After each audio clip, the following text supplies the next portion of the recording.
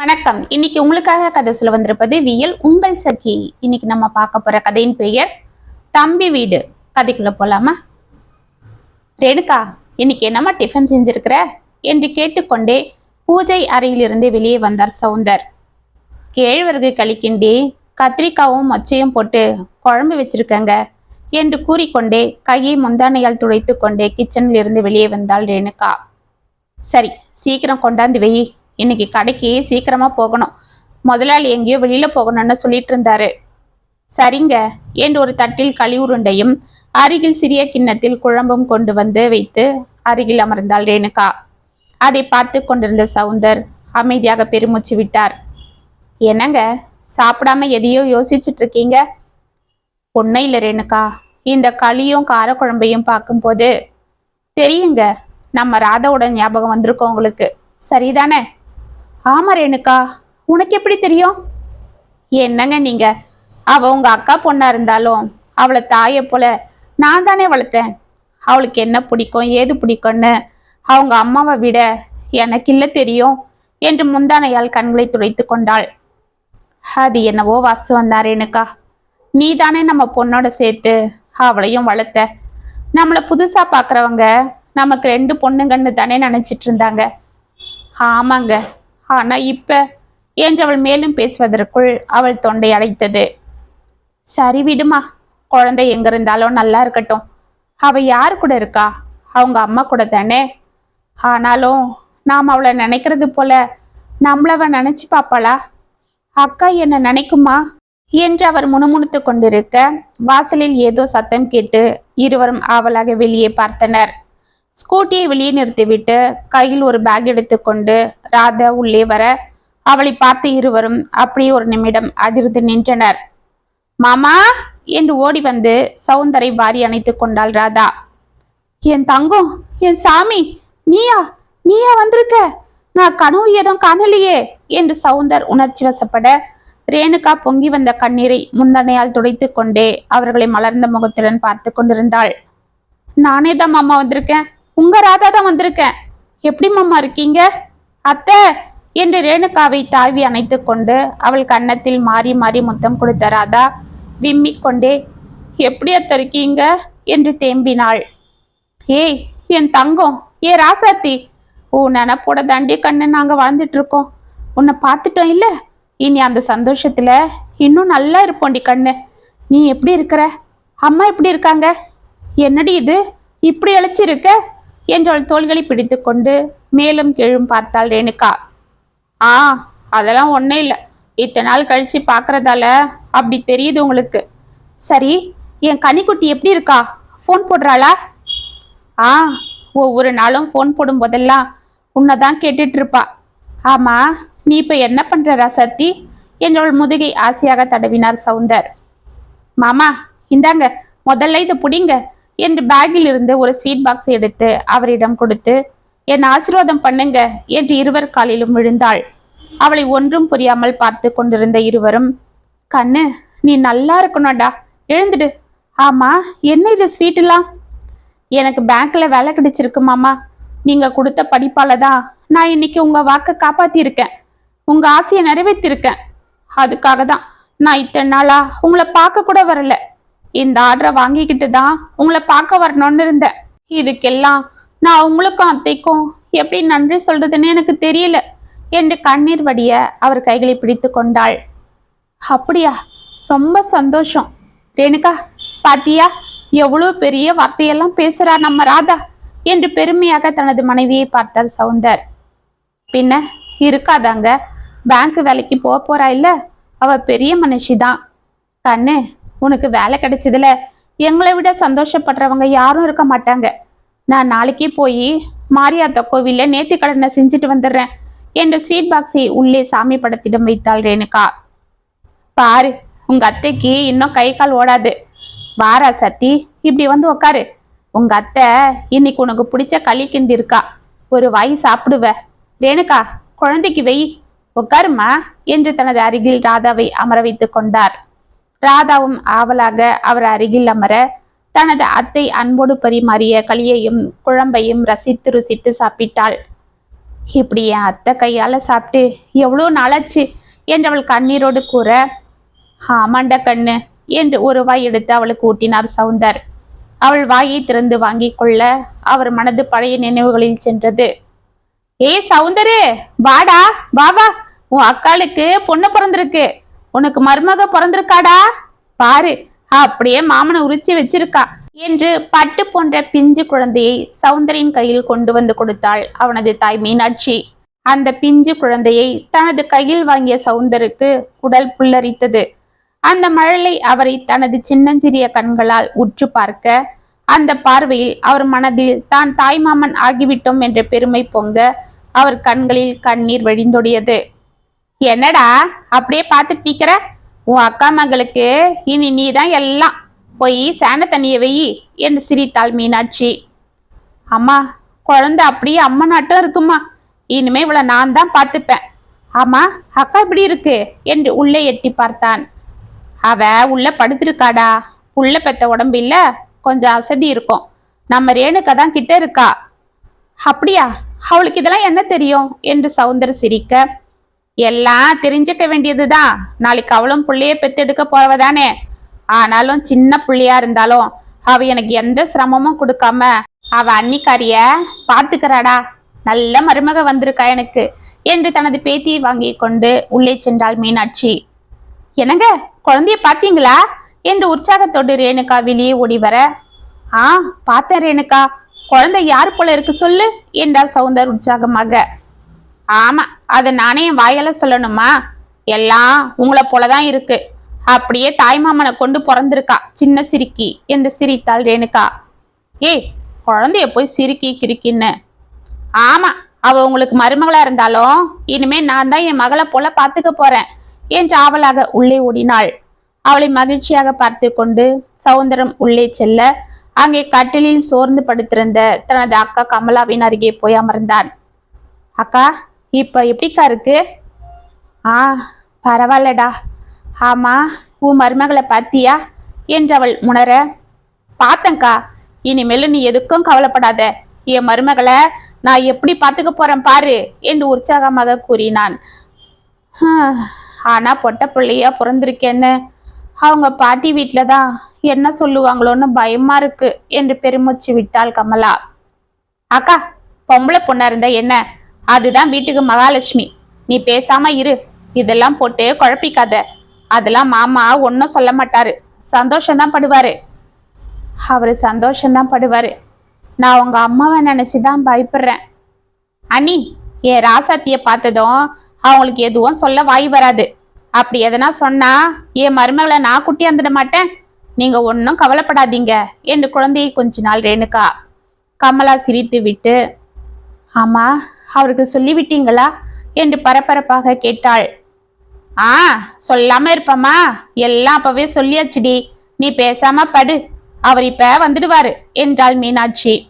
இதற்குள் வாசலில் யாரோ வந்து குரல் கொடுக்க, இருக்கா, வந்துடுறேன் என்று விரைந்து வெளியே சென்றான் சவுந்தர்.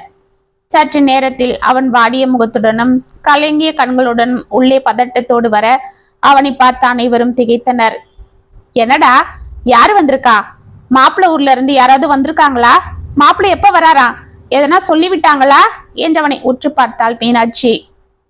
அம்மா, மாமா இனிமே வரமாட்டாருமா என்று அவர் கதற, சவுந்தரு, என்னப்பா சொல்ற என்று பதறிக்கொண்டு எழுந்தாள் கமலா. அக்கா என்று ஓடி சென்று அவள் கைகளை பிடித்து கொண்டு சவுந்தர், அக்கா அக்கா, மாமா இன்னைக்கு நலத்துக்கு போயிட்டு வரும்போது ஒரு லாரிக்காரன் வந்து என்றவர் கதற, என்னங்க என்று மயங்கி கட்டிலில் சாய்ந்தாள் கமலா. ரேணுகாவின் கையில் இருந்த குழந்தை அழ ஆரம்பித்தது. 10 நாட்கள் அனைத்து முடிந்து சவுந்தரும் ரேணுகாவும் மீனாட்சியும் புறப்பட, கமலாவின் மாமியார் சவுந்தரின் கையை பிடித்து கொண்டு ஓவென கதறினாள். அத்தை, என்ன அத்தை என்று பதறிக்கொண்டு அவளை சமாதானம் செய்தான் சவுந்தர். தம்பி சவுந்தரு, உனக்கே நல்லா தெரியும், என் புள்ள ஒருத்தன்தான் இந்த குடும்பத்துக்கு ஆணி வேறா இருந்தான். அந்த 2 ஏக்கரா நிலத்தை வச்சு அதுல அவன் பாடுபட்டு தான் எங்க எல்லாருக்கும் சோறு போட்டுட்டு இருந்தான். இப்ப அவன் எங்களை அம்போன்னு விட்டுட்டு போயிட்டான். இனி 2 பொட்ட பிள்ளைங்களை வச்சுக்கிட்டு நான் என்ன செய்ய போறேன்னு தெரியல. அந்த நிலத்தை வச்சுதான் இதுங்களை நான் கரை சேர்த்தாகணும். இனி எங்க பொழப்ப ஓட்டவே நாங்க என்ன செய்யறதுன்னு புரியாம நிக்கிறோம். இதுல புள்ள பெத்திருக்கிற கமலாவை நாங்க எப்படி பார்ப்போம்? அந்த பொட்ட புள்ளைய எப்படி கரை சேர்க்க போறோம்? கமலாவும் இங்கிருந்து என்ன பண்ண போறா? அதனால நீயே அவங்கள கூட்டிட்டு போயிடு ராசா என்று கதறினாள். சவுந்தர் அமைதியாக தனது அக்காவை திரும்பி பார்த்தான். கையில் குழந்தையை வைத்துக் கொண்டு அவள் அழுது கொண்டிருக்க ரேணுகா அவளை சமாதானம் செய்து கொண்டிருந்தாள். சற்று தூரத்தில் மாப்பிள்ளையின் 2 தங்கைகள் நின்று அழுது கொண்டிருந்தனர். சரி அம்மா, போய் அக்காவையும் குழந்தையும் கூட்டிட்டு வாங்க, நாம புறப்படலாம் என்றான் அமைதியாக. ஏய், உங்க அக்காளுக்கு சேர வேண்டிய பங்கியாவது கொடுக்க சொல்லுடா. அவ பொட்ட புள்ளைய பெத்து வச்சிருக்கா. இனிமே அவங்களுக்கு காலம் புறா நாம கஞ்சி ஊத்தினாலும் நாளைக்கு அந்த புள்ளைக்கு கல்யாணம் காட்சின்னு பார்க்க வேணாமா? அதை படிக்க வைக்க செய்யணும்னு பணம் வேண்டாமா? அம்மா, பேசாம இருங்க. இப்ப அதெல்லாம் பேசுற நேரமா? நம்ம குடும்பத்துக்கு நான் ஒரு ஆம்பளை இருக்கேன். ஆனா பாவம், அந்த வீட்டுல இருந்த ஒரே ஆம்பளத்தோன மாமாவும் போயிட்டாரு. இனிமே அந்த பொண்ணுங்களை பாவம் இந்த வயசான காலத்துல அத்தை தான் பார்த்தாகணும். இந்த நிலைமையில நாமளும் அவங்கள தொந்தரவு பண்றது தப்பு. அக்கா, வா நம்ம போலாம் என்றான். அலே, அதெல்லாம் சரிதான்டா. நாளைக்கு உனக்கும் குழந்தை குட்டின்னு ஆகும். அப்ப நீ அவங்கள பாப்பியா இல்ல உங்க அக்காளையும் அவ குழந்தையும் பாப்பியா? சொல்லு. அத்தை, அதெல்லாம் அப்புறம் பாத்துக்கலாம். எங்களுக்கு குழந்தை பிறந்தாலும் என் மூத்த பொண்ணு இவதான், இவளுக்கு அப்புறம்தான் அவங்களுக்கு என்று குழந்தையை கையில் எடுத்துக்கொண்டு ஒரு கையில் கமலாவை பிடித்து கொண்டு புறப்பட்டாள் ரேணுகா. அன்றிலிருந்து குழந்தையையும் தனது அக்காவையும் தனது பொறுப்பில் பத்திரமாக பார்த்து கொள்ள ஆரம்பித்தனர் சவுந்தரும் ரேணுகாவும். கமலாவிற்கு அவர்களது ஆதரவு நிம்மதியை கொடுத்தாலும் உள்ளுக்குள் ஏதோ பயம் இருந்து கொண்டிருந்தது. மீனாட்சியும் தகப்பனில்லா தனது பேத்தியையும் சிறுவயதிலேயே கணவனை இழந்து இப்படி நிற்கும் தனது மகளையும் நினைத்து வருந்தி கொண்டிருந்தாள். குழந்தைக்கு ராதா என்று பெயர் வைத்து அவளை சீராட்டி பாராட்டி வளர்த்த சவுந்தர் அவளுக்கு 4 வயது ஆனதும் பள்ளியில் சேர்க்க ரேணுகாவும் அப்பொழுது ஒரு பெண் குழந்தையை பெற்றெடுத்தாள். அவளுக்கு கனிமொழி என்று பெயர் வைத்து இருவரையும் தனது பெற்ற மகளைப் போலவே வளர்க்க ஆரம்பித்தாள். பிள்ளைகள் வளர வளர இருவருக்கும் படிப்பு செலவு, சாப்பாடு செலவு என்று சவுந்தரின் வருமானம் போதாமல் போக ரேணுகா ஒரு தையல் மிஷினை வாங்கி போட்டுக்கொண்டு வீட்டிலேயே இருந்து அக்கம் பக்கத்தில் இருப்போரின் துணிகளை தைத்து கொடுத்து அதில் சம்பாதித்து சவுந்தருக்கு உதவி கொண்டிருந்தாள். கமலாவும் அவளுக்கு சிறு சிறு உதவிகள் செய்து கொண்டிருந்தாள். கனியும் ராதாவும் அத்தை மகள் மாமன் மகள் போல் அல்லாமல் உடன் பிறந்த சகோதரிகள் போல் வளர இருவரும் தினமும் பள்ளிக்கு சைக்கிளில் சென்று வந்து கொண்டிருந்தனர். வீட்டில் இருக்கும் நேரம் தனது அத்தைக்கு உதவியாக இருப்பாள் ராதா. கனிக்கும் பாடம் சொல்லிக் கொடுப்பது என அவள் பொறுப்பாக இருப்பதை பார்த்து சவுந்தருக்கு அவள் மீது அதிக வாஞ்சை ஏற்பட்டது. ஜவுளி கடையில் கணக்கெழுதும் பணியில் இருந்த சவுந்தர் எப்பொழுதாவது கணக்கு புத்தகத்தை வீட்டிற்கு கொண்டு வந்தால் அவருக்கு வேலை வைக்காமல் ராதாவை அனைத்தும் எழுதி வைத்து விடுவாள். இதை பார்த்து ரேணுகா அவளை பாராட்ட கமலாவும் மீனாட்சியும் மனதில் பூரித்து கொண்டிருந்தனர். அன்று கமலா ஊர்கிணற்றில் தண்ணீர் எடுத்து கொண்டு திரும்ப அவளை அழைத்து கொண்டு அங்கு வந்தாள் குமுதா. என்ன கமலாக்கா, இப்படி அழைச்சிருக்க?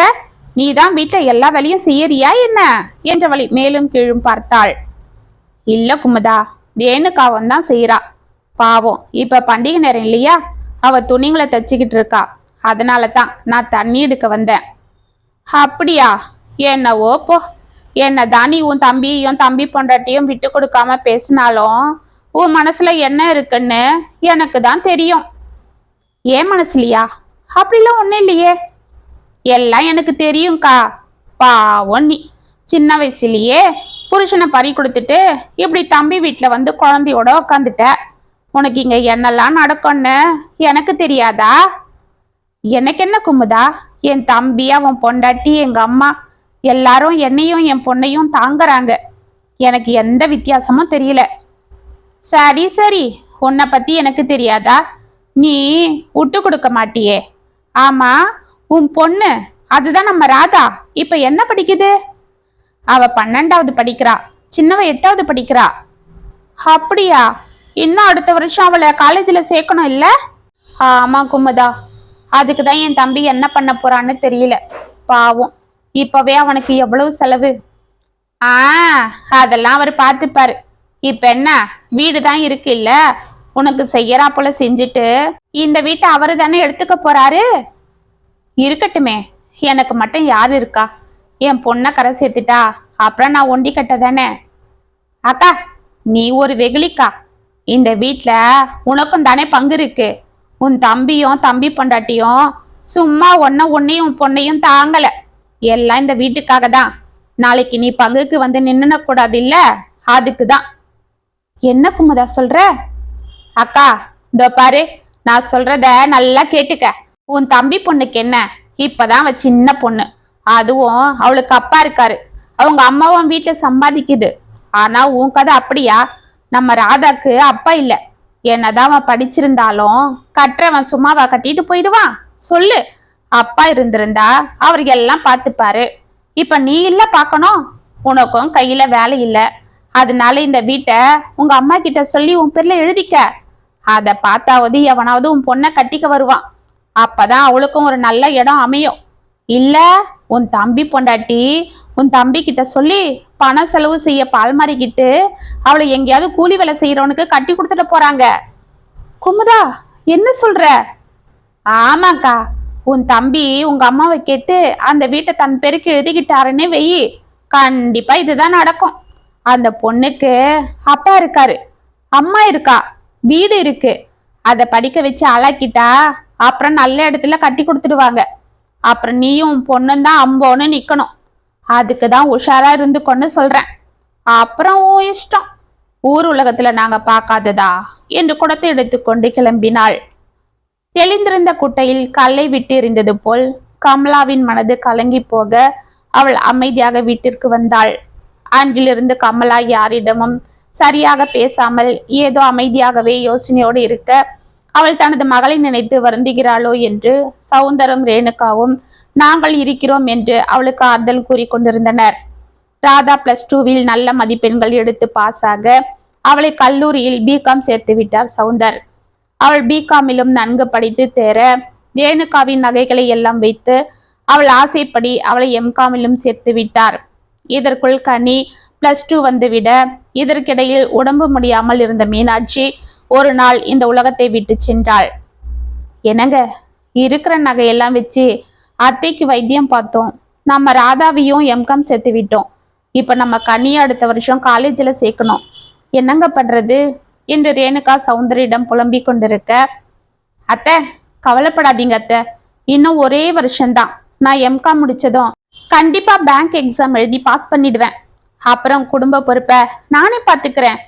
என் கனிக்குட்டிய நானே படிக்க வைக்கிறேன் என்றாள் ராதா. என் தங்கம், எனக்கு தெரியும் கண்ணு. இருந்தாலும் நீ நாளைக்கு கல்யாணம் ஆகி போற பொண்ணு. நீ சம்பாதிக்கிறத அப்படியே சேர்த்து வைக்கணும். அத்தை பேசாம இருங்க, எனக்கு முதல்ல கனியோட படிப்பு தான் முக்கியம் என்று அவள் கூறிக்கொண்டிருக்க, அக்கா நீங்க யாரும் கவலைப்படாதீங்க. நான் கண்டிப்பா மெரிட்ல மார்க் எடுத்து உங்க யாருக்கும் செலவும் இல்லாம படிச்சுப்பேன் என்றாள் கனி. அப்படி சொல்லிடு என் மருமகளே என்று கமலாவும் அங்கே சிரித்து கொண்டு வர, பாத்தியா ரேணுகா என் மருமகளை, அவளுக்கு என்ன திறமசாலி, யாருக்கும் செலவு வைக்க மாட்டா இல்லடி என்றவள் கன்னத்தை கிள்ளினாள்.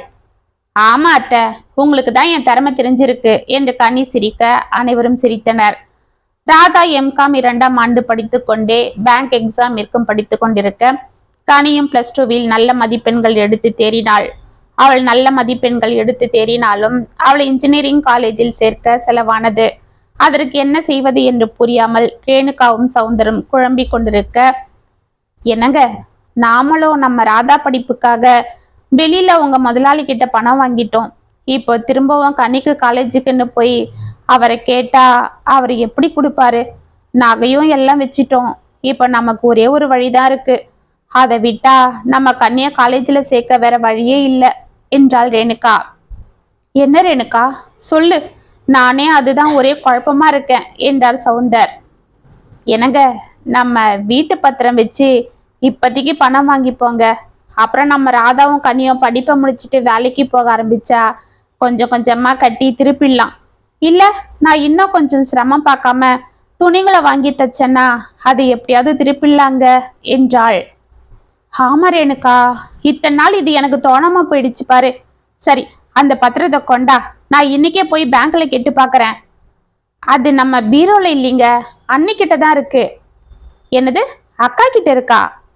ஆமாங்க. ஒரு வாட்டி அத்தை இருந்தப்ப அந்த பத்திரத்தை என்கிட்ட கேட்டு வாங்கிக்கிட்டு 2 பேரும் எங்கேயோ போனாங்க.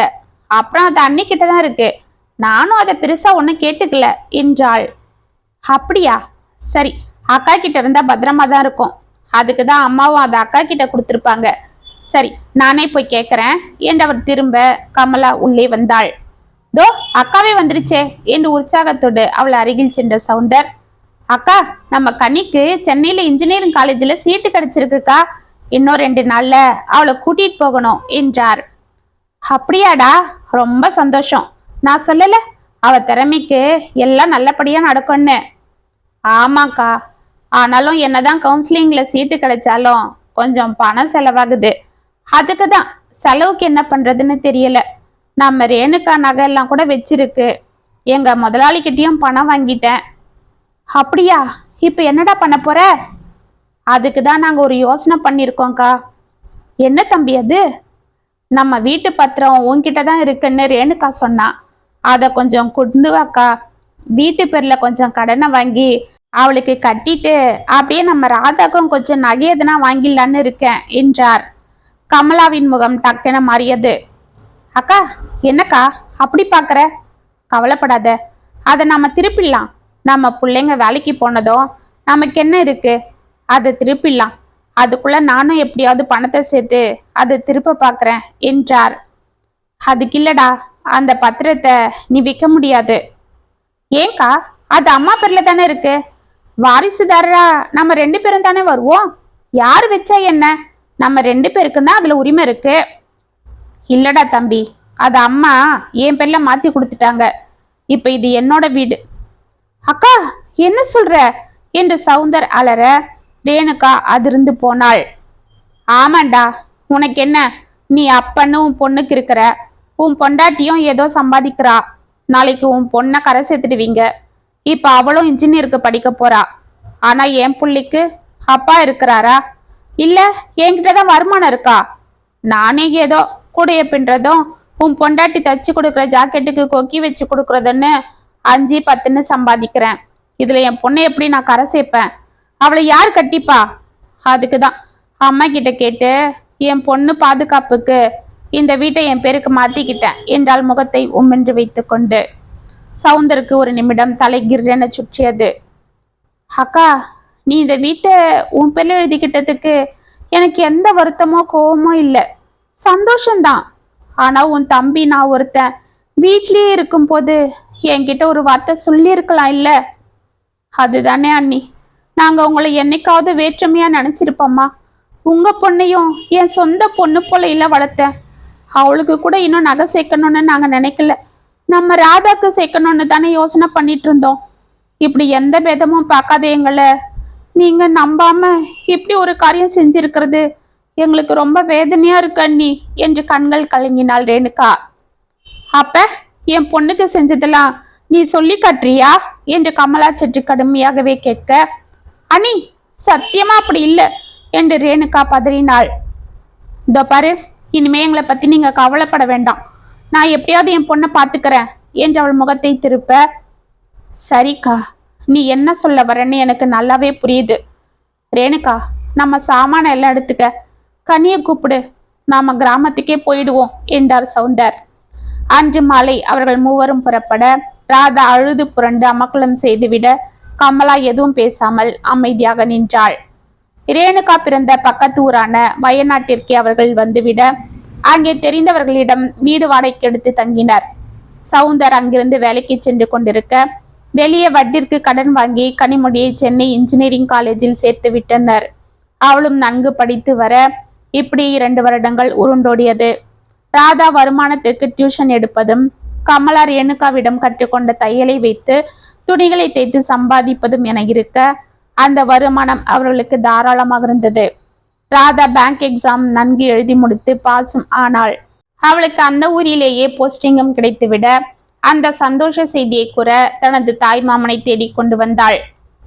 மாமா, என்ன மாமா சாப்பிடாம ஏதோ யோசனையிலே இருக்கீங்க? ஒன்னும் இல்லடா கண்ணு, உன்னை பார்த்ததும் பழைய நினப்பெல்லாம் வந்துடுச்சு. சரி, அக்கா எப்படி இருக்கு?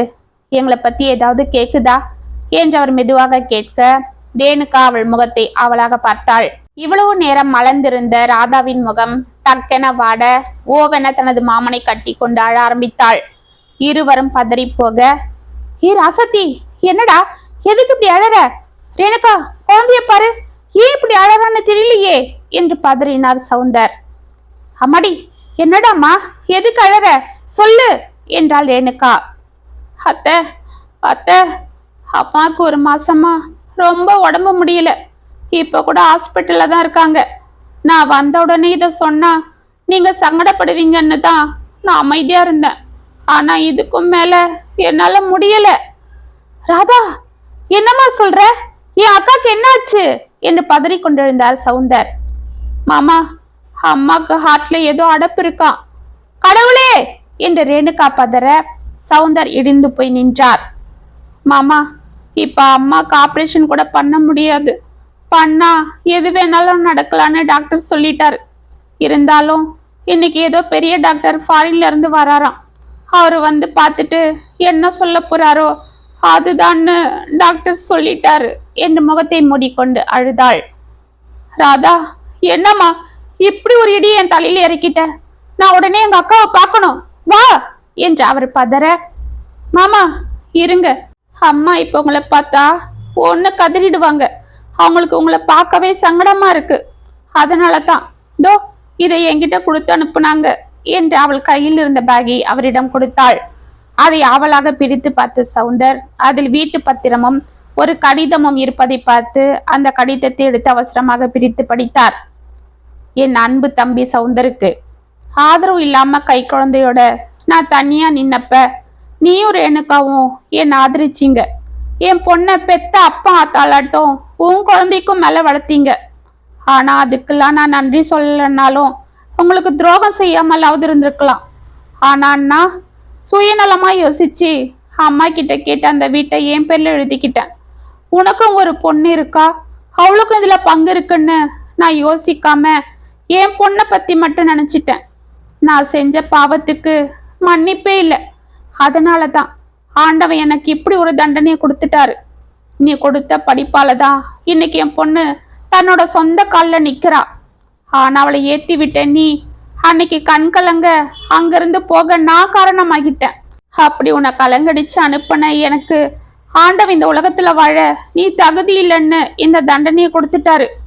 உயிர் போற நேரத்திலயாவது நான் உனக்கு பண்ண துரோகத்துக்கு பிராயச்சித்தம் செய்யலன்னா அந்த ஆண்டவன் என்ன மேல் லோகத்துல கூட மன்னிக்க மாட்டாரு. அதனாலதான் இந்த வீட்டை திரும்பவும் உன் பேருக்கு எழுதிட்டேன். அதுக்கான உயிலும் எழுதி வச்சுட்டேன். இதை நீயே எடுத்துக்க. தம்பி, உன்கிட்ட நான் ஒண்ணுதான் கேட்க போறேன். அதை நீ செய்வன்னு எனக்கு நல்லாவே தெரியும். நான் போனதும் என் பேர்ல இருந்த கோபத்தை என் பொண்ணு மேல காட்டிடாதப்பா. அவளை நீயும் ரேணுகாவும் தான் பெத்த ஆயி அப்பனா இருந்து கல்யாணம் பண்ணி கொடுக்கணும். இப்படிக்கு உன்னிடம் மன்னிப்பு கேட்க கூட அருகதையற்ற கமலா என்று எழுதியிருக்க, அக்கா என்று அலறிக்கொண்டு வெளியே ஓடினார் சவுந்தர். அவர் பின்னால் அழுது கொண்டே ரேணுகாவும் ராதாவும் சென்றனர். ஹாஸ்பிட்டல் கட்டிலில் மெலிந்து சோர்ந்து படுத்திருந்த கமலா அவர்களை பார்த்து மெதுவாக எழுந்து கொள்ள, அக்கா என்று ஓடி சென்று அவளை அணைத்து கொண்டு அழுதார் சவுந்தர். தம்பி தம்பி, வந்துட்டியாடா? என்னை மன்னிச்சு வந்துட்டியாடா? என் மேல உனக்கு கோபம் இல்லையே என்று அவர் கன்னத்தை பிடித்து கொண்டாள் கமலா. அக்கா, என்னக்கா, நீ எனக்கு அம்மா போல. சின்ன வயசுல நீ தானே என்னை பார்த்துப்ப. உன் மடியில தானே நான் வளர்ந்தேன். உன் மேல எனக்கு என்னக்கா கோவம் இருக்க போகுது? ஆமா அண்ணி, ஏதோ எல்லாருக்கும் கொஞ்சம் மனக்கசப்பு ஏற்பட்டு போச்சு. அதெல்லாம் சரியாகட்டும்னு தான் நாங்க கொஞ்சம் ஒதுங்கிருந்தோமே தவிர மற்றபடி உங்க மேல எங்களுக்கு எப்பவும் கோவம் வராது அண்ணி என்று அவர்கள் அருகில் வந்தாள் ரேணுகா. அம்மாடி, உன் பெருந்தன்மையான மனசு சத்தியமா யாருக்கும் வராதுடா கண்ணு. என்னை விட சின்னவளா இருந்தாலும் எப்படி பெருந்தன்மையா நடந்துக்கிற. ஆனா நானுதான் என்று அவள் கைகளை பிடித்து கொண்டு கதறினாள். அக்கா, அதெல்லாம் ஒன்றும் இல்லை. இல்லடா தம்பி, நான் பண்ண பாவத்துக்கு தான் அந்த ஆண்டவன் எனக்கு தண்டனை கொடுத்துட்டாரு. நான் போகும்போதாவது என்றவள் கூற, அக்கா என்றவள் வாயை பொத்தினார் சவுந்தர். இதற்குள் அங்கு வந்த டாக்டர், ராதா மேடம் எங்க போனீங்க? காலையில பெரிய டாக்டர் வந்திருந்தாரு. எல்லா ரிப்போர்ட்டும் பார்த்துட்டு உங்க அம்மாக்கு ஆபரேஷன் தாராளமா பண்ணலாம், அவங்க குணமாக 100% வாய்ப்பு இருக்குன்னு சொல்லிட்டாரு. அவரே ஆபரேஷனும் பண்றதா ஒத்துக்கிட்டாரு என்றார். இதை கேட்டு சௌந்தரும் ரேணுகாவும் புரித்து போக ராதாவிற்கு சந்தோஷம் பிடிபடவில்லை. அப்பனா சீக்கிரம் ஆபரேஷனுக்கு ஏற்பாடு பண்ணுங்க டாக்டர் என்றால் உற்சாகமாக. கண்டிப்பா என்று டாக்டர் சிரித்து கொண்டே போக, அக்கா நான் சொல்லல பாரு, அந்த கடவுள் உன்னை காப்பாத்திட்டாரு. நீ எந்த தப்பும் செய்யலக்கா, உன் குழந்தைக்காகத்தானே யோசிச்ச. இது எந்த தாயும் செய்யறதுதான், இதுல ஒன்னும் தப்பு இல்ல. இனிமே கவலைப்படாத, நீ ஆபரேஷன் ஆகி வந்து எங்க கூட சந்தோஷமா இருக்க போற. நாம எல்லாரும் சந்தோஷமா ஒன்னா நிம்மதியா இருப்போம் என்றார் உற்சாகத்தோடு. ஆமா அண்ணி, நானே உங்களை கிட்ட இருந்து பாத்துக்கிறேன் என்றாள் ரேணுகா. தெரியும் கண்ணு தெரியும், நீ செய்வடி ராசாத்தி. ஆண்டவன் நம்மளை எல்லாம் ஒண்ணு சேர்க்கதான் இப்படி ஒரு நாடகம் நடத்தியிருக்காரு. எப்படியோ என் தம்பியும் நீயும் என்கிட்ட வந்துட்டீங்களே, இனி அது போதும் எனக்கு. இனிமே என் தம்பி வீட்டுல அவன் ஆதரவுல நான் நிம்மதியா இருப்பேன் என்றாள். அக்கா என்ன இது, அது உன் வீடு, நீ ராணி போல அங்க இருக்கலாம் என்றார் சவுந்தர். இல்லடா, என் தம்பி வீடுதான் அது. நீ எங்களுக்காக செஞ்சதுக்கு நியாயமா அது உனக்கு தான் சேரணும் என்றாள் கமலா மூச்சு வாங்க. சரி சரி, அது நம்ம வீடு, நம்ம எல்லாரும் ஒத்துமையா அங்க பழையபடி சந்தோஷமா இருக்க போறோம் என்றாள் ராதா சிரித்து கொண்டு. அப்படி சொல்லிடு என் ராசாத்தி என்று ரேணுகாவும் சௌந்தரும் அவளை கட்டி கொண்டனர். கமலா அவர்களை பார்த்து பூரித்து போனாள். இத்துடன் தம்பி வீடு கதை முற்றும். உங்களுக்காக நான் எழுதின இந்த கதை உங்களுக்கு பிடிச்சிருந்தா கமெண்ட்ஸ்ல சொல்லுங்க, லைக் பண்ணுங்க, ஷேர் பண்ணுங்க, மறக்காம சப்ஸ்கிரைப் பண்ணிக்கோங்க. மீண்டும் நாளைக்கு வேற ஒரு சுவாரஸ்யமான கதையோட உங்களை சந்திக்கிறேன். அது வரைக்கும் இணைப்பிலே இருங்க. இப்படிக்கு வியல் உங்கள் சகி.